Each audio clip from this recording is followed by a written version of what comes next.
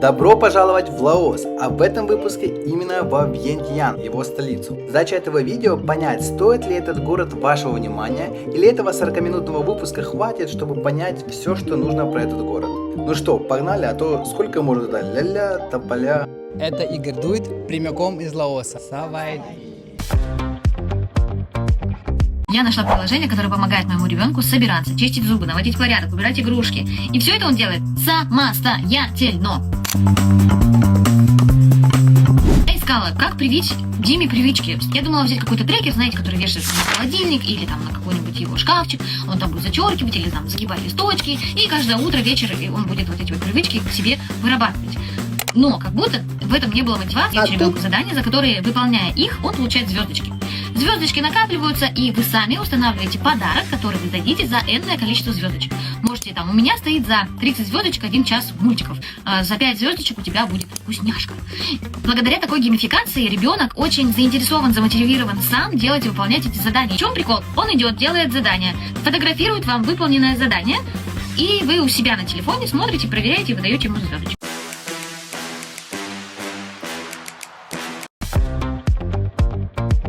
Мы прибыли на вот таком вот маленьком, миленьком самолете с пропеллерами. Я на таком еще никогда не летал.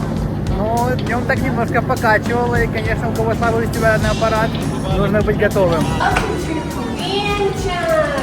Самый большой аэропорт Лаоса. Прямо не отходя от кассы, здесь вот на входе поменяли $100 вот по такому курсу. Вроде это, в принципе, нормально. Мне в приложении показывалось моем даже ниже, на которое я обычно сверяюсь. Он прям мне так со мной прям торговался по курсу и дал вроде нормально. А? Тумилия? Такие получили деньги, надо сейчас посчитать. Каждая купюра 10 100. Раз, два, три, 4, 5, 6, 7, 8, 9, 10. Раз, два, три, 4, 5, 6, 7, 8, 9, 10. How to say thank you in Laos? Когда я приезжаю в страну, для меня очень интересно изучить валюту этой страны. Вот сейчас на столе лежит около $200.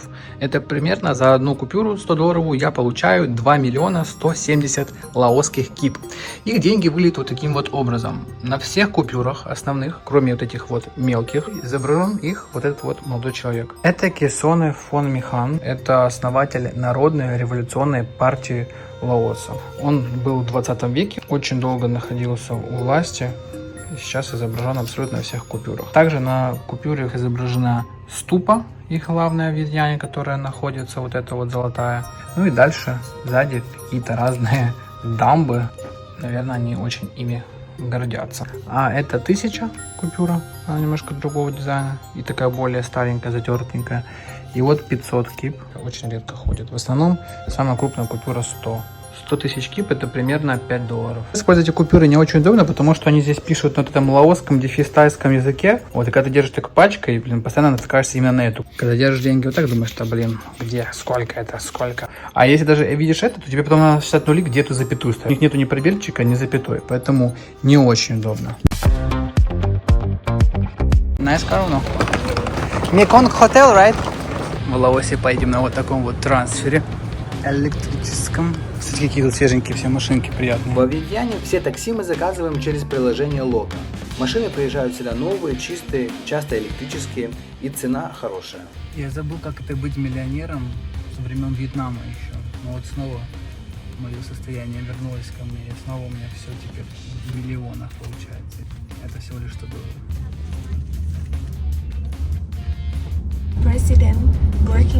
Это правительственный квартал, в котором находится много разных госучреждений, и триумфальная арка Патусай. Некоторые партии есть коммунистические, поэтому они имеют здесь большое влияние. Часто вывешиваются флаги коммунистические. Thank you, bye-bye. Но я люблю машинки красивые, когда встречают в аэропорту. Мне нравится. Надеюсь, что это наш отель, потому что название у него одно, на Google карте он как-то по-другому называется. Сейчас будем разбираться. Из интересного у нас взяли депозит 1000 бат. То есть в Лаосе, да, у нас взяли депозит в тайской валюте, а в аэропорту мы рассчитывались за визу долларами. И дали сдачу тоже долларами. Make light. Вот такой вот номер у нас в Лаосе. Сразу такой лаосский стайл. Из минусов это какой-то китайский отель. Тут очень много чего написано на китайском. И немножко присутствует запах курятины. Show toilet. Show how you will use.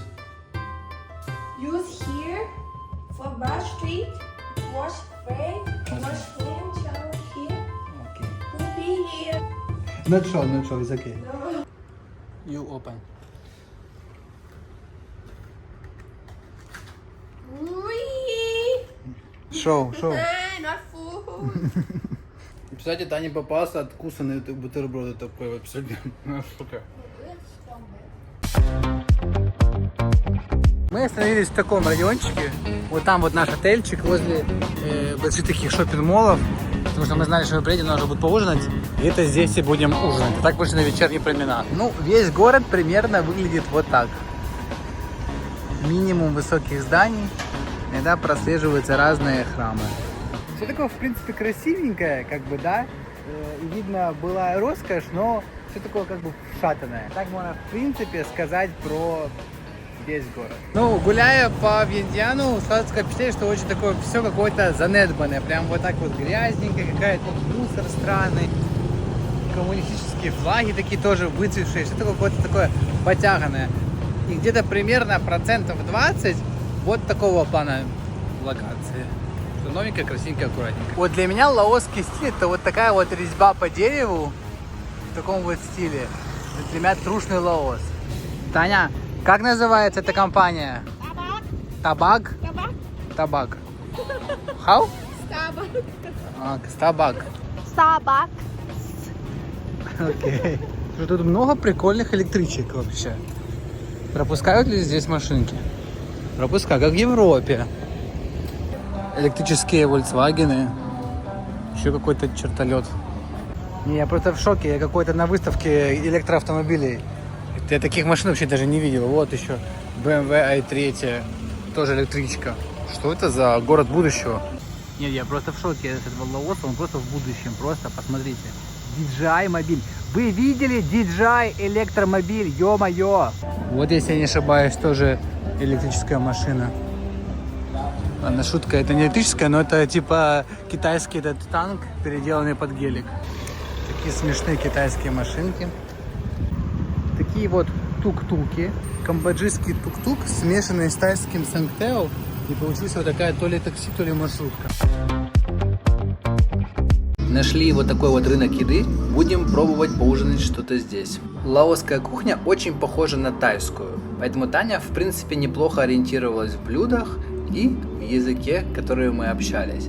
Тайцы и лаосцы понимают друг друга, хотя есть определенные особенности тайского и лаосского языка.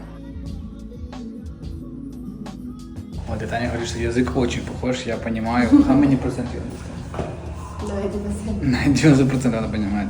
Наверное, примерно как украинский, белорусский, русский, белорусский. Но на Лаос также чувствуется и влияние Китая, потому что они очень близко граничат, и китайцы тоже сюда прям ломятся. Так, наша машинка и наш отель в ночи выглядит вот так. Ну, приятно, симпатично. Но какой-то он под Китай заточенный. Все как-то на китайском. Даже здесь есть на входе китайский разговорник. Я решил не учить китайский язык, когда посмотрел этот разговорник. В китайском отеле завтрак был тоже в китайском стиле, поэтому быстренько завтракаем, заказываем такси и едем на новую локацию. День 2. Отправляемся исследовать Вьентьян. Есть тут такой Будда-парк. Сейчас заказали такси, потарабаним туда. Далеко ехать. Такси стоит безумный день. Сейчас проверю, стоит ли туда ехать вам. Дорога заняла примерно 40 минут. Находится этот парк немного за городом. Вот такой вот музей Будда-парк. Сейчас будем его изучать. Билеты для иностранцев 60, билеты для лаосцев 15 тысяч. Таня, когда надо, она, все с ней разговаривают как с местной. Когда билеты покупать, она иностранка, Так, проверочка. Here is the name Wat Siang Kuan. Ну что, добро пожаловать в Будда-парк. Сразу видите, монахи какие-то здесь уже тусуются. Это место, в принципе, местные называют как-то Wat. Поэтому это, наверное, тоже не просто туристическое такое место, а реально религиозный объект. Это парк 1000 изображений Будды. Здесь они сделаны вот в таком вот стиле. Все примерно в стиле древности, хотя это, можно сказать так, новодел примерно 50-х годов это место.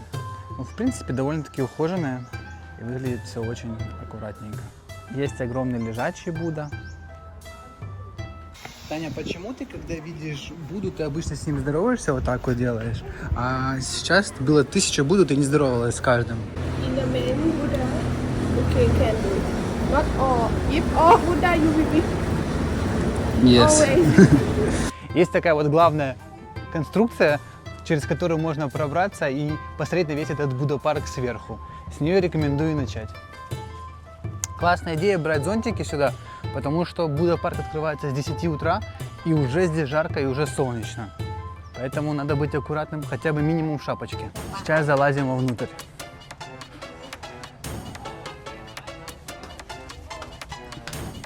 Посмотрите, какие ступеньки здесь крутые просто. Высота ступеньки и ее ширина. Надо быть очень аккуратным. Здесь место для удара головой просто супер счесано все головами. Продолжаем подъем. Просто такие ступенечки все уже и уже. Вот дедушки на даче, прям честное слово. У кого есть у дедушек дачи и у бабушек знают какие-то эти подъемные лестницы. Чтобы попасть в эту комнату, нужно залазить либо через окно, либо через эту ступеньку. Так, и третья ступенечка, финальная. Они становятся все круче и жестче. Ой-ой-ой-ой-ой. Реально очень узко, блин. Так неудачно трусь всеми своими штанами. Фух. Ну обрыв тут прям такой прям серьезный, реально. Можно споткнуться и в эти дырочки укатиться. И отсюда открывается чудесный вид на весь парк. Ну что, лезем в эту главную клоаку. Единственный вход в эту центральную пещеру через эту дырку. Блин, капец. Только один путь туда попасть, залезть через это вот отверстие. Даже джентльмен с барсеткой. Видите, как он ее удачно использует, чтобы туда попасть. Музыка просто, не ступеньки. Для беременных женщин. Оп. Ой-ой-ой. Тут очень узко, я не знаю. Очень узко. Просто.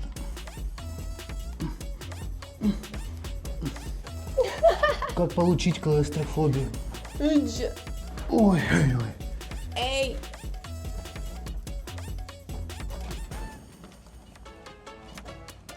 Good and not too much big. Еще щель. Ого. Ого. И вот мы пришли в такую вот, такую красоту. Много-много-много разных изображений. From here. Много разных статуй.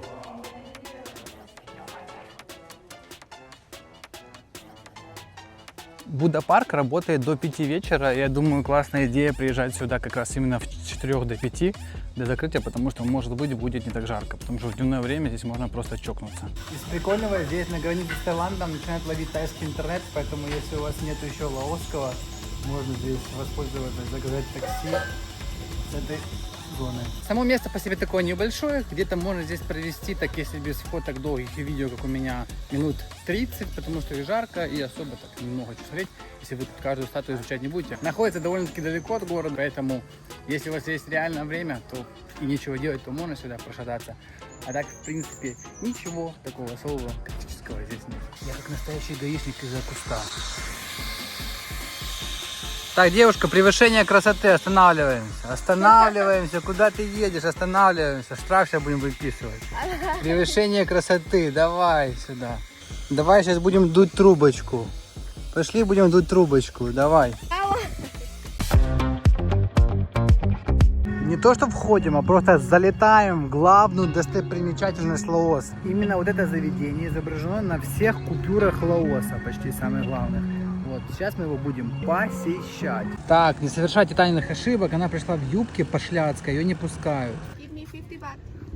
Бат? Вот такую Танечки юбку мы взяли в аренду и нас все-таки пустили.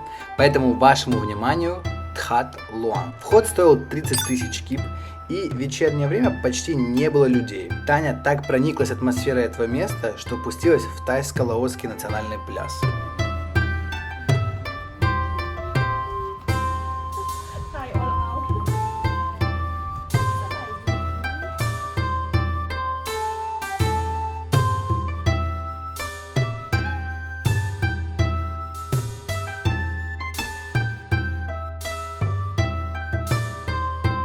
Место, конечно, это одно из самых ключевых и знаменитых во всем Вьетнаме, но, как и все в Лаосе, немножко потрепанное. Вот главная достопримечательность Лаоса. И вот атмосфера вокруг нее примерно вот такая. Типа, во-первых, нету людей абсолютно. Все как-то такое побитое, разбитое. Собаки скачут просто как бешеные. Так, по документам здесь должна быть лавочка. Здесь есть лавочка. Все окей, движемся дальше. Игровая спортивная площадка. Для одноногих есть. Все, работает исправно. Люди занимаются спортом. Щиток электрический, 1 штука. Бомж местный, 1 штука. Здесь торгуют птицами, которые будут вам яростно навязывать, чтобы их отпускать. Но если их не покупать, их, наверное, этот бизнес скоро закроется, и не будут их тут продавать. Ужас, конечно, просто никогда. Никогда не покупайте этих воробьев. Жесть просто. Просто посредине из бедных воробьев, я в шоке. Они просто в шоке, они вообще не понимают, что им делать. Им проще ходить, чем летать уже. Спасая одного воробья, вы поощряете этот бизнес, и их заново будут отлавливать. Вот этот джентльмен не захотел нас везти за 30 тысяч, поэтому мы заказали вот эту красотку за 27. Yes. Танечка, ездила на такой роскоши? Понимаешь? Автоматически дверь закрывается. Реально Лаос в будущем. Просто посмотрите, какая машинка. Она маленькая такая, ну, типа снаружи, но в середине как нормальная обычная машина. Вот Таня почти, видишь, у нее рост 1,40 м, и она почти удобно сидит. Класс. Во-первых, здесь очень приятно пахнет, вкусно. Такой, типа, свеженькой машинкой. Дизайн такой приятный. Точно дешевле и лучше, чем эти уличные тук-туки. Вот так вот мы эффектно вываливаемся и оказываемся в главной достопримечательности. Триумфальная арка Патусай. Тамара Константиновна говорила мне: учи географию, а то никуда не поедешь путешествовать. Вот он я в Париже. Триумфальная арка. Купил себе тур, нормально. Как-то без вашей географии нашелся. Тут очень строго все. Да? Толстый мужик, он запрещает все вообще. Хорошо, что он еще не без оружия, а то было вообще капец, все стрелял. Ко мне он тоже приставал. Ничего себе, какое тут шоу фонтанов. Вот все мне в Лаосе нравится, но только вот эти советские, просто эти коммунистические флаги, ну куда вот. Рыночная экономика, все, хорошо. Блин, это просто пытаться натянуть на голову этот социализм, они везде, который вообще просто уже не подходит по психотипу человека, уже это все протестировано миллионы раз, и рыночная экономика работает лучше, чем этот социализм. Но они в нем живут и выдумывают себе какую-то вот фантазию, как будто вот оно реально когда-то придет. Уже просто все сыпется, рушится, а все равно социализм строим. Триумфальная арка Патусай. Вот это точно то, что изображено на всех рекламных баннерах, ваучерах про Лаос. Тоже такая довольно-таки потрепанная жизнь, но в середине эта вот фреска объективно очень симпатичная. Продолжаю Таню удивлять лаосским автопромом. Теперь вот такой у нас тук-тук. Вот так вот. Вот так вот. И вот так вот. Мы открыли для себя новое приложение Кок-Кок Мув. Там такие смешные машинки. Только аккуратно дверью не хлопай, Танечка. Автомобиль все-таки, так сказать, на обкатке еще. Главная набережная в Вьентьяна. Какая красотища, все радуются. Там уже Таиланд идет. Если честно, я первый раз нахожусь в таком городе, который граничит с другим государством через реку. Это такое прикольное ощущение. И просто вот наблюдаешь на абсолютно другое государство. Ты думаешь, вот оно на расстоянии вытянутой руки. Сзади меня находится набережная Вьентьяна. И вообще, в принципе, туристический центр этого города. Это отель Амари. И именно здесь я рекомендую вам остановиться, если у вас есть около 50, 70, 80 долларов за ночь вы можете оставить, потому что будут живописные виды каждый вечер на реку Меконг, будет видно Таиланд, красивые закаты, и вы будете находиться в гуще событий. Мы сделали ошибку и поселились далеко от этого места, примерно 20 минут на такси. А я вам рекомендую остановиться именно здесь, потому что очень много разных интересных кафешек, разных мест, храмов, которые можно посетить, и также удобно гулять пешком, потому что наш район был абсолютно раздолбанный и гулять нам не получалось. В Вьентьяне я рекомендую вам остановиться на одну, максимум на 2 ночи. Этого точно хватит, чтобы посетить основные достопримечательности, которые вы видели на картинках, и понять и сделать свое представление о городе. Таня говорит, я хочу попробовать это блюдо в лаосском стиле. Блин, ну, ребят, честно, вот я никогда не нырял в туалет, вот, деревенский, но вот это примерно так. Я не знаю, откуда я знаю этот запах, как будто ты нырнул в деревенский туалет. Что по вкусу? Ну, кстати, по вкусу норм, но запах реально просто как бы туалетный маринад. Кстати, первый вкус нормально, а потом возвращает этот туалетный привкус. Блин, жестко. Или как будто как корову лизнул. Короче, вы поняли направление. Запью соком кандалупа. Кстати, почему мы в школе учили, что watermelon это арбуз, melon это дыня, а кандалупы в нашем словарном запасе не было. А вообще везде в Азии дыня это кандалупа. Таня снялась для рекламы пива Берлау. Хорошо. Берлау, свяжитесь с нами. Такой рекламы у вас еще не было. Таня еще заказала лаосский там-ямчик из речной рыбы. Спасибо, Таня. А вот, кстати, там-ямчик неплохой, приятненький, но другой, чем в Таиланде, отличается. Не знаю, за счет чего, конечно, но другой. Грибочки здесь, рыба, лук.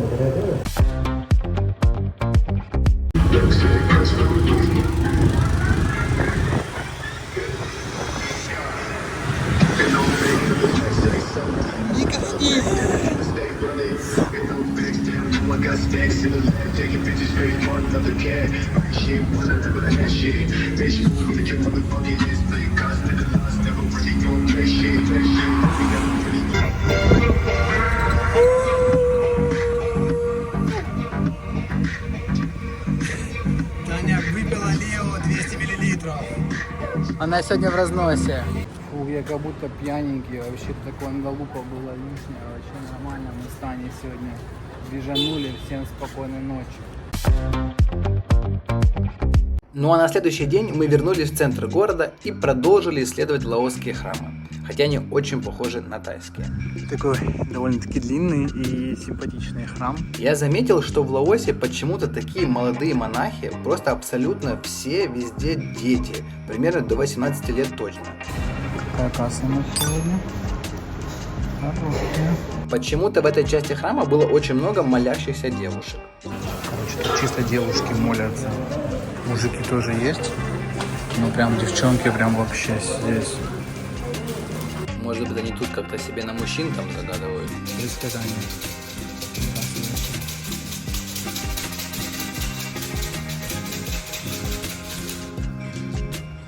Пришли в храм с названием Сисакет, громким, то есть он на карте прям отображается как главная достопримечательность. Тут честно, тут даже прям нечего особо и снимать. Вот такое все вот обычное, классическое. Короче, нужно платить 30 тысяч за вход. Выглядит все вот так. Мы обломались. Где нет? Да, Вьентьян, конечно, очень спокойный городочек. Вот понедельник, да, вот такая движуха. Ну, вот такая, как будто как деревенька такая. Какой-то, как будто такой небольшой город в Таиланде. Фаранг, я редко вижу иностранцев, ничего себе. Чтобы вы просто понимали, насколько тут все бедненько. Я только что дал купюру 100 тысяч, чтобы оплатить такой вот тук-тук, 25 тысяч он стоил. У человека не было сдачи с 5 долларов, да, то есть 100 тысяч, самая большая купюра, это 5 долларов. И у него не было сдачи, это такие мелкие. Конечно, очень грустно, очень мало людей, мало туристов, очень спокойно здесь все. Ну, на самом деле, ребята, скажу честно вам, во Вьентьяне делать, ну, нечего просто. Вот такие вот улицы, это в центре, ты себе гуляешь, какие-то одинокие магазины, какие-то одинокие полупустые рестораны. Вот, одного здесь дня перевалочного вот прям вот точно достаточно, поэтому селитесь в центре города, смотрите эти главные топы достопримечательности, вот эти вот Триумфальную арку, вот желтую эту ступу, и едьте дальше, как это делали мы. Пробую вот такой вот лаосский дубайский шоколад. Вот, я когда был в Таиланде в Duty Free, думаю, попробую, смотрю, $40 шоколадочка, нормально? Я думаю, ой, лаосский шоколад, вот это вещь. Вот такой он дизайн здесь вообще очень неплохой. Стоит он на самом-то деле примерно $2.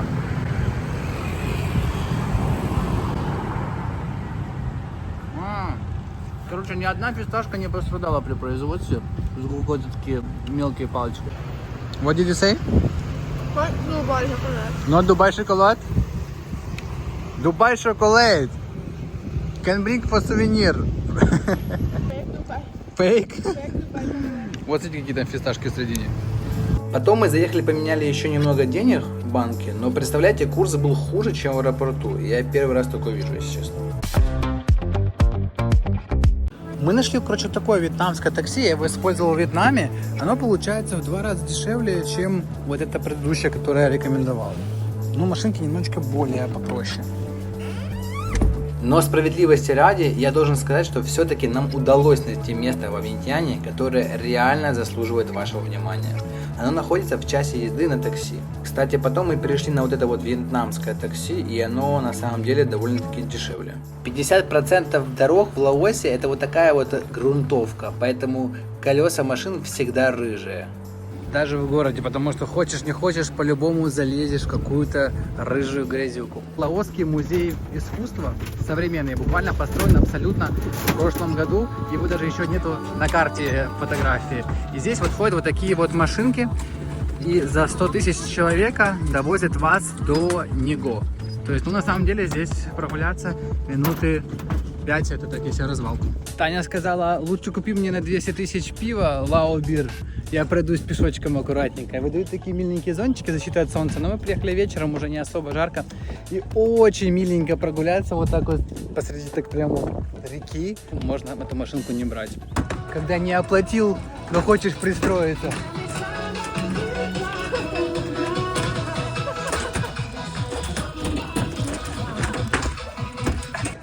They not take me.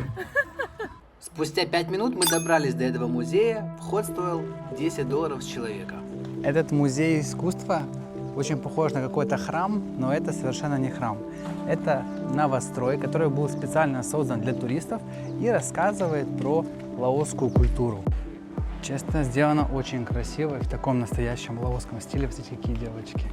Какие у девочек красивые наряды. И кажется, я понял, почему здесь принято так одеваться. Потому что фото здесь получается просто как будто из какого-то фильма про древний Лаос. Внутри все сделано настолько красиво и аутентично, что реально погружаешься в эту атмосферу лаосской культуры.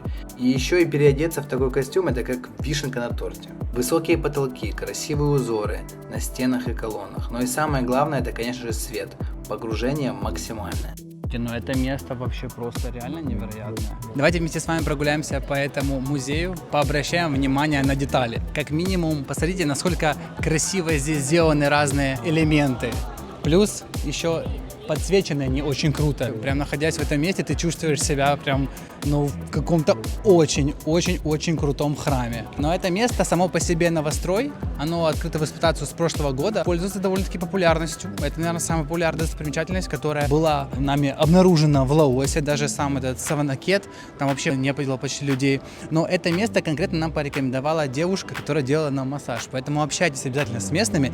Я это место не видел ни в одном тургайде. Помимо основного огромного зала, есть еще 3, в которых выставлены произведения искусства современных мастеров. Некоторые из них создаются в реальном времени. И не какие-то там больные психоделические скульптуры и картины, а настоящие произведения искусства, на которые приятно смотреть, которыми восторгаешься от уровня мастерства создателя. В дереве вручную тут вырезаны не просто картины, а целые сюжеты и города. Честно, такого мастерства, такого масштаба изделий я не знаю, где еще можно увидеть. Также еще есть целый зал с невероятной красоты бронзовыми скульптурами, тоже, думаю, вы будете в восторге. Я думаю, для обычного человека здесь будет просто красиво, а для тех, кто специализируется на изделиях из меди, олова, то всего они будут смотреть просто: вау!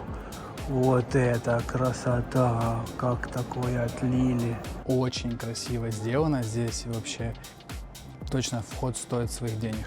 И как можно после этого не верить в чудесные совпадения? Во Вьентьяне объявляется штормовое предупреждение и отменяются абсолютно все поезда. И мы не можем уехать в следующий город. И у нас появляется один дополнительный день, который нужно нам здесь провести. И мы находим это невероятное место, которое реально просто лучшее, куда можно пойти во Вьентьяне. Здесь можно погрузиться в культуру Лаоса, и плюс еще все сделано настолько красиво, настолько со вкусом, что аж отнимают дар речи. Друзья, приезжайте сюда, не ленитесь, потому что это место реально must visit.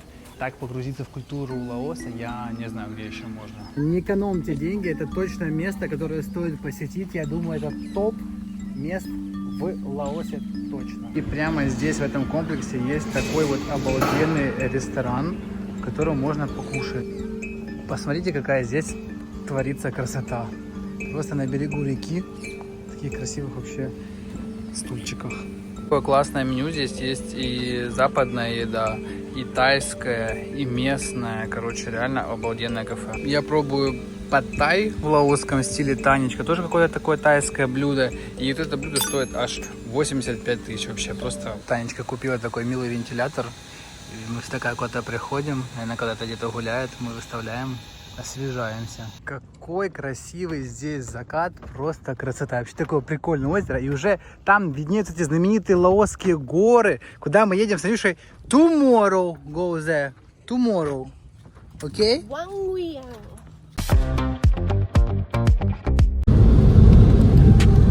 Из-за дождя, короче, мы не можем напрямую проехать в наш вокзал. У нас поезд отправляется.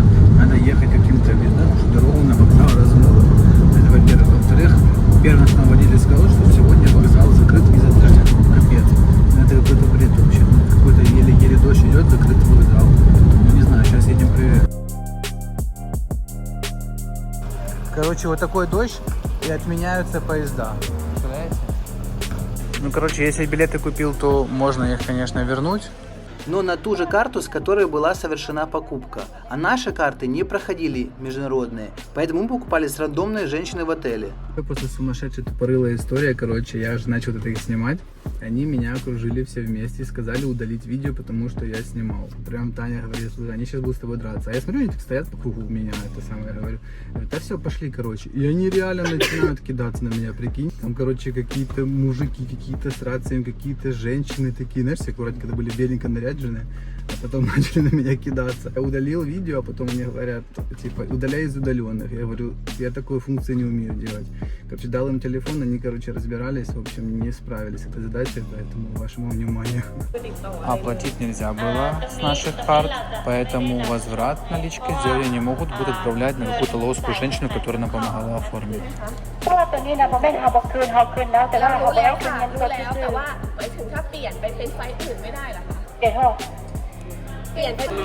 Короче, наличкой они вернуть не могут, собралась целая делегация. Сам момент драки я уже не снимал, потому что я думаю, они бы уже вызвали лаосский спецназ.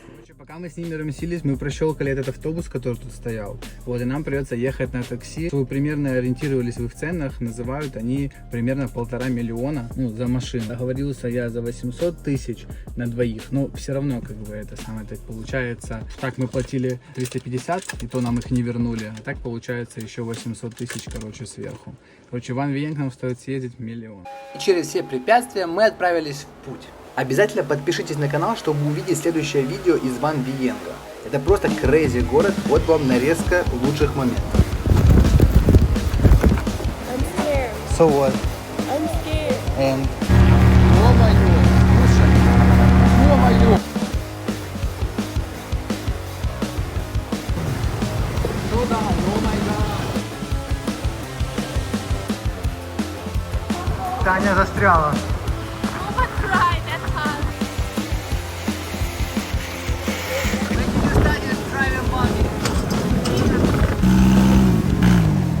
Друзья, ставьте лайки и подписывайтесь на канал. Впереди ждет очень много интересных приключений.